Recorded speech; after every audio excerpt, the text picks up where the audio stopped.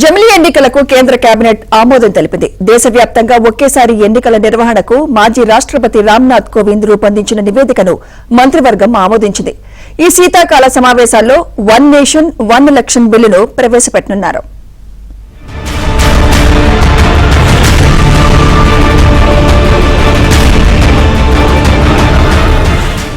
దేశంలో ఒకేసారి ఎన్నికల ప్రతిపాదనకు కేంద్ర మంత్రివర్గం ఆమోదం తెలిపింది.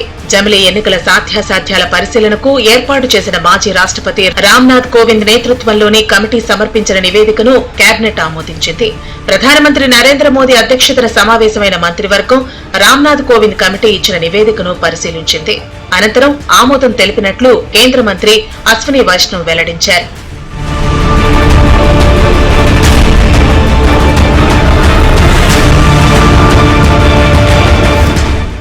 దేశంలోని పెద్ద సంఖ్యలో రాజకీయ పార్టీలు జమిలీ ఎన్నికల ప్రతిపాదనకు మద్దతు ఇచ్చాయని మంత్రి అశ్విని వైష్ణవ్ తెలిపారు. ఉన్నత స్థాయి సమావేశాల్లో ఆయా పార్టీల నేతలు మరోసారి తమ అభిప్రాయాలు చెబుతారని తెలిపారు.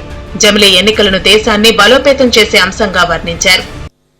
High level committee recommendations on one nation one election on simultaneous elections those recommendations have been accepted today by the Union Cabinet.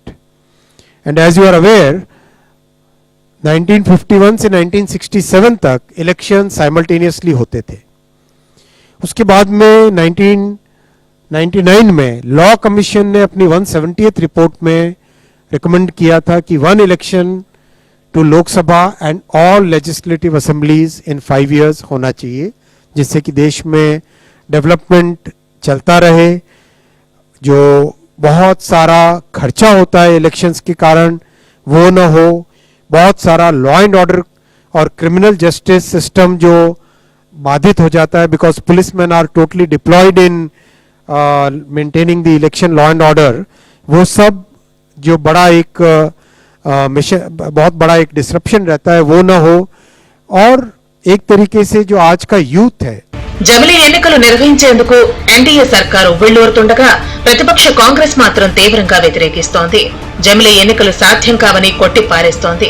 ఈ పార్లమెంటు శీతాకాల సమావేశంలో వన్ నేషన్ వన్ ఎలక్షన్ ఆమోదం కోసం బిల్లు పెట్టేందుకు ఎన్డీఏ ప్రభుత్వం కీలక సన్నాహాలు చేస్తుండగా ఎలాగైనా దాన్ని వ్యతిరేకించి ఓడగొడతామని, సభలో బిల్లును అడ్డుకుంటామని హస్తం పార్టీ చెబుతోంది. అంతేకాకుండా జమిలీ ఎన్నికలు నిర్వహించడం అనేది ప్రాక్టికల్ గా సాధ్యం కాదని తేల్చి చెప్పారు మల్లికార్జున ఖర్గే. तो उसको नहीं मानते, ये नहीं चलने वाला है. डेमोक्रेसी में ये डेमोक्रेसी को टिकाना है, तो जब जब चाहिए तब इलेक्शन करना पड़ेगा.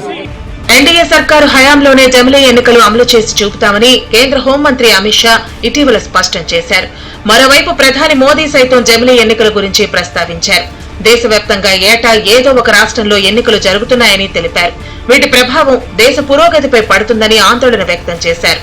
దీని నుంచి బయటపడాలంటే జమిలీ ఎన్నికలే పరిష్కారం అన్నారు. ఈ దిశగా అన్ని రాష్ట్రాలు ముందుకు రావాలని పిలుపునిచ్చారు. ఈ క్రమంలో ఎన్డీఏ 3.0 సర్కారులోనే జమిలీ ఎన్నికలు అమల్లోకి వస్తాయని రాజకీయ వర్గాలు పేర్కొంటున్నాయి.